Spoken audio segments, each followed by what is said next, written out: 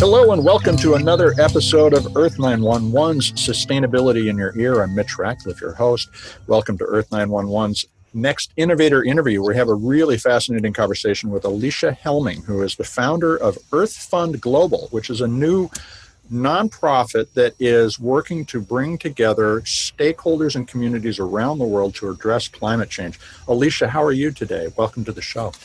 Well, thank you very much, Mitch, and I'm doing great. Well, first, tell us what EarthFund Global's mission is. You guys are relatively new, and I know that you're in Greece about to launch your first project. I am. I just got off the plane, in fact, in Athens.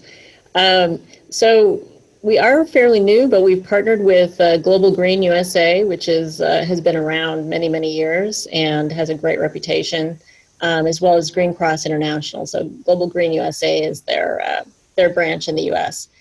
So we feel like we're coming, at this with a lot of muscle, which is needed because what we're going to take on is, I think it's ambitious, but it's necessary now because we only have 10 years really to make a difference for the climate. And so we're focused on that. Our mission is to empower specifically countries with innovative education, breakthrough technology, and reliable capital to meet and exceed national climate and clean energy goals. So how are you going to bring stakeholders together to address climate change? And let's use Greece, which is your first project, as an example. Well, we're starting with clean energy. So our initial goal is to develop a platform where we bring all the stakeholders together on a technology platform that we're developing. And this is something that we're developing in Silicon Valley and down in LA as well. And we're bringing, it's a global technology application called Earth Index that we're developing. Mm-hmm. And then the nonprofit aspect of it surrounds the platform. So there's an education aspect to it and also building communities around that technology. And then also adding capital. And so specifically in Greece, they've made a lot of progress in recent years, and the Prime Minister here is very focused on clean energy, which is really great, and they're digitizing everything. So it was the perfect opportunity to bring a technology solution in, and the energy market is fairly small here, so it's a great place to pilot this what we're taking on here. Well, let's talk about the platform, and I want to tease out what exactly it does. So you say it's an index. Does that mean it allows people to benchmark their performance, or is it more of a connectivity tool and discovery or education tool, or maybe all three? Well, it does all three, in fact. So first of all, in a country like Greece, or even in a state like Hawaii, from what I understand, it can take up to a year to pull all the data that's necessary for a country to report its climate goals. So specifically to clean energy, to figure out where they are with all of their different metrics, and then to track that versus where they want to be. It's difficult to pull all the data together. So there's a data aggregation piece to it. Okay. The second thing is that's just tracking. Then you need to get to where it's actionable. And this is where my background comes in, because my husband and I started the first wind farm company 20 years ago. Mm-hmm. And that company was in Kansas, and it grew to become Tradewind Energy, which at one point was the largest in the United States. And then at the end of last year, it was sold to Enel Green Power, which is now one of the largest developers of wind and solar in the world. So we have quite a legacy. And what came out of that legacy was the process and learning where all the bottlenecks were. And so this technology incorporates every time I bloodied my nose, basically, and learning a lesson about something that didn't work out, that made it harder to get through, that blocked a project, that made it not happen when the capital wasn't available. We're fixing those problems to accelerate clean energy development. Now, what are the sources of your funding for this? That's the other question that I think both our listeners might be interested in donating if possible, but they'd also like to understand who is having influence with the money that you're using. Well, so our nonprofit receives donations and also grants. So there's some pretty big grants that we're applying for. We're going to go for the, I think it's called the Earthshot with Prince William. We're going to try for it, right? Why not? So we're going to be going for grants like that, but we have donors who right now are focused on Greece. So Greek Americans, for instance, are very interested in this. And it gives them, something where they can contribute to their country, which they love. But specific to this country, we created a case study here. And what I mean by that is we're forming a private equity fund that sits alongside the nonprofit, which will fund projects that flow through the platform.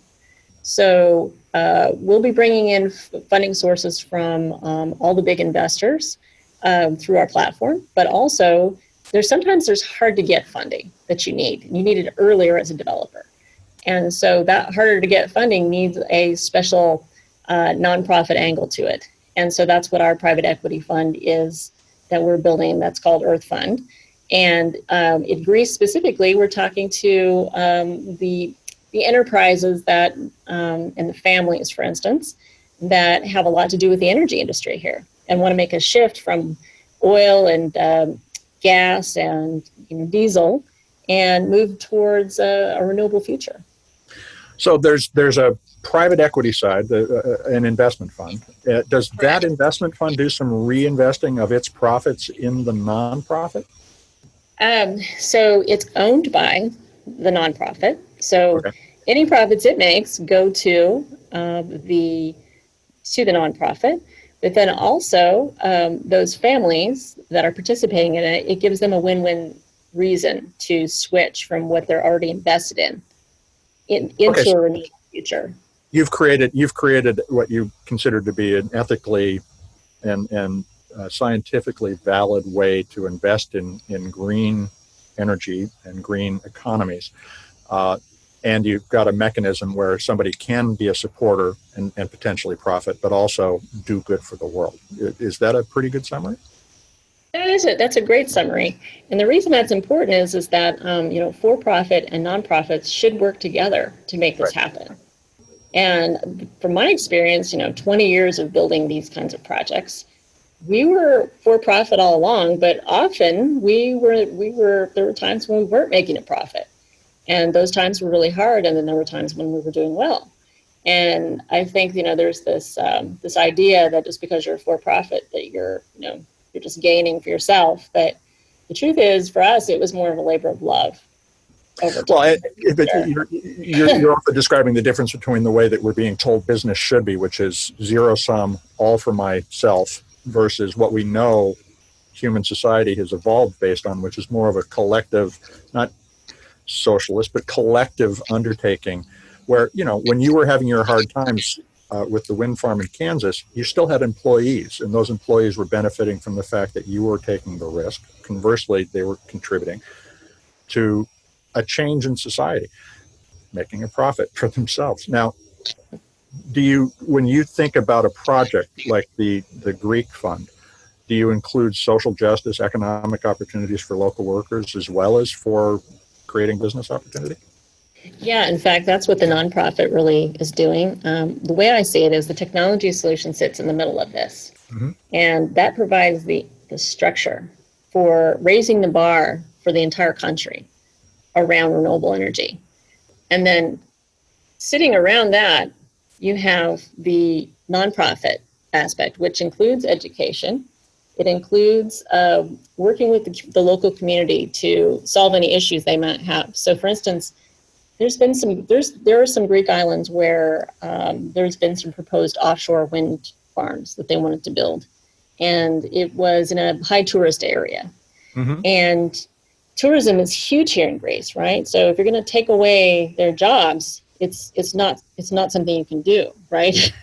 So there's got to be other ways to figure out how to bring energy that's clean to those places. So here's an example. It may be a better idea to interconnect the mainland to that island with a cable or undergrounding that cable.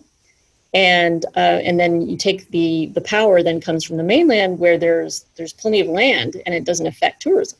So that's a creative solution that we're bringing that would help that community. And then on top of that, We are advocating, and I'm not sure how well we're going to be able to pull this off yet because of how things work, but it's our plan to use local labor for the operations and maintenance of any sort of wind farm or solar farm as much as possible. So that's our goal, to bring jobs to the local community.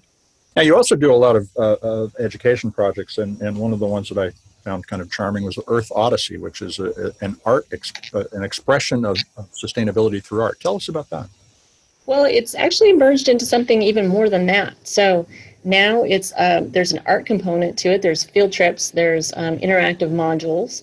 And how it started was there's a school here in Athens that we're speaking to, and I can't name the school yet because we're talking to them right now, and we're having our big meeting. But we will be talking about that in the press soon. But there's a school here in Athens, and there's a program in the United States that we're also talking with. And the two of them are developing curriculum to launch a test pilot program for that one school, where the children are engaging in, for instance, they may spend a day picking up trash on the beach, or and while they're doing that, they'll learn about sea turtles. And you can see, for instance, sometimes the plastic bags get caught in the beaks of the sea turtles, and it affects their whole. Everything about the sea turtles is like they can't mate, it's just horrible for them. So the kids then come back to the classroom, and then they have to express what they experienced in an art project. And they're filming that, though. They're filming it for the children in the United States who are viewing it. And so they can see it there. And then the United States, they're experiencing similar. They're going to their beach or their lake or whatever it is. And then they're sending that back to Greece, so that it's this back and forth between countries, so they can see what the international impact is of specific environmental issues. So creating shared experience and in a way that a child can find easily accessible. Exactly. And then around clean energy specifically, we found that there's a big gap in education right now towards clean energy. And I think, in my own opinion about this, is I think people don't really understand it very well. Mm-hmm. And it's hard to feel warm and fuzzy, or if you're an adult, it's not sexy, basically. So, we could talk about sustainability, we talk about things that are relatable, like going to the beach and the sea turtle and how adorable it is. But when we talk about wind turbines, they seem cold, and it doesn't, or the power grid, it doesn't seem real. Yeah, it's like selling technology rather than selling the experience of using technology. Exactly. And so my viewpoint on this is it's all about the people. Mm-hmm. In order to make this work, the local community has to rally and support it. There's no other way. That's been my experience. Well, when you all reached out to us, your mail mentioned the idea that you could achieve 100% clean energy in record time. So what are the key changes we need to make in the public perception, the investor perception, and the infrastructure that you're going to focus on over the next 10 years?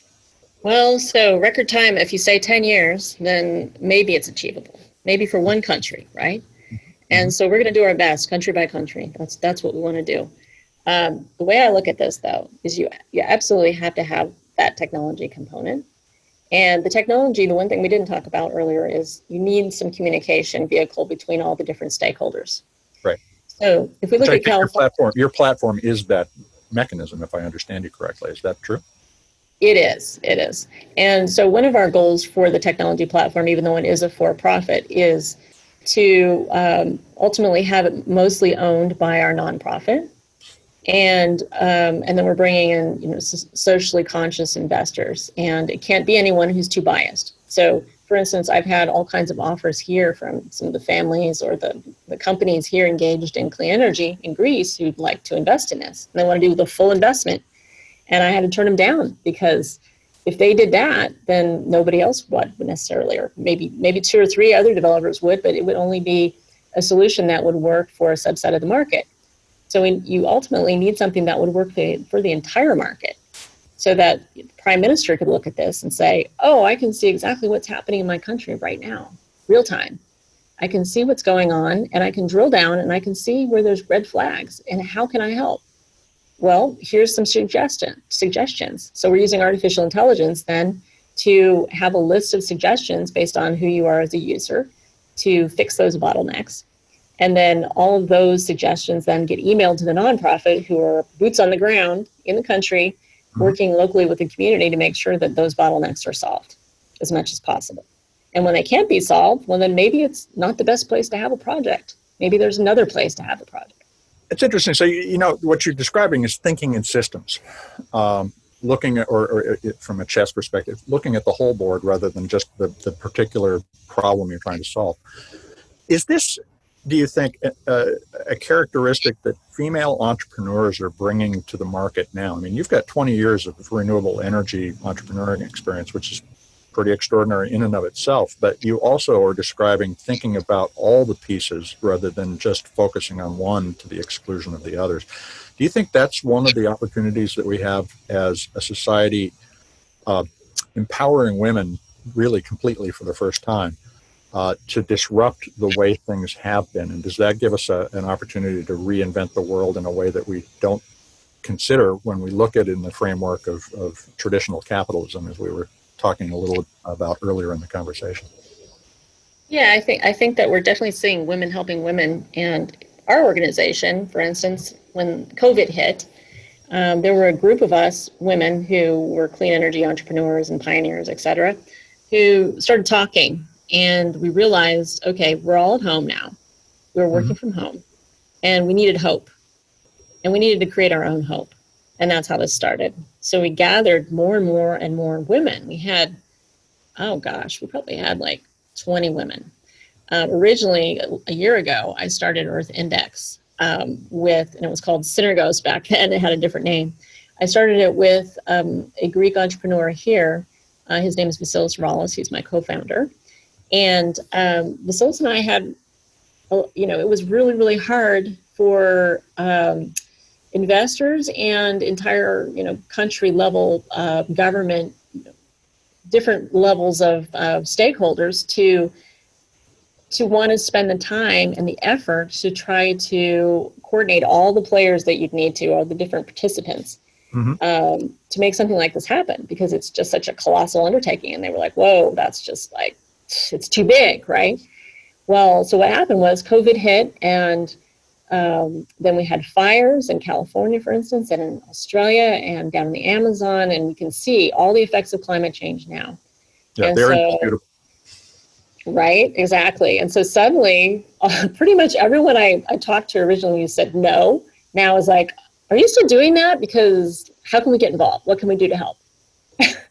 and so to me, it's music to my ears, because I knew I was onto something a year ago, but I just didn't know if society was evolved enough in a way, because everyone needs to come together. It's almost like when there's a major thing going on in the world, suddenly people rally and they come together and they go, okay, we're going to do whatever it takes. And that's really what you have to do in order to make something like this work.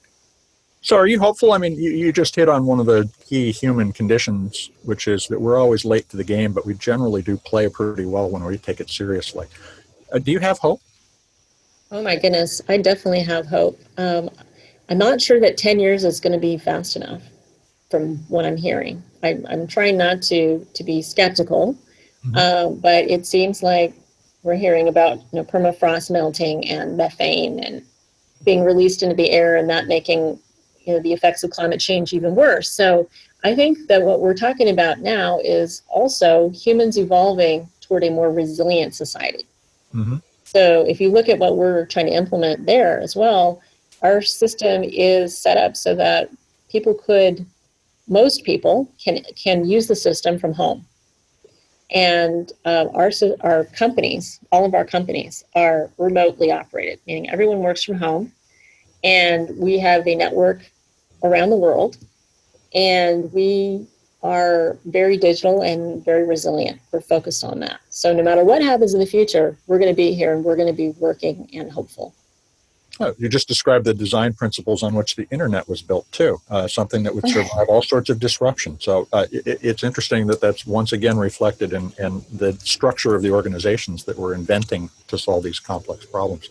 So Let me just finish up with this question. How can our listeners get involved? What can they do to support projects or to propose a community project to you?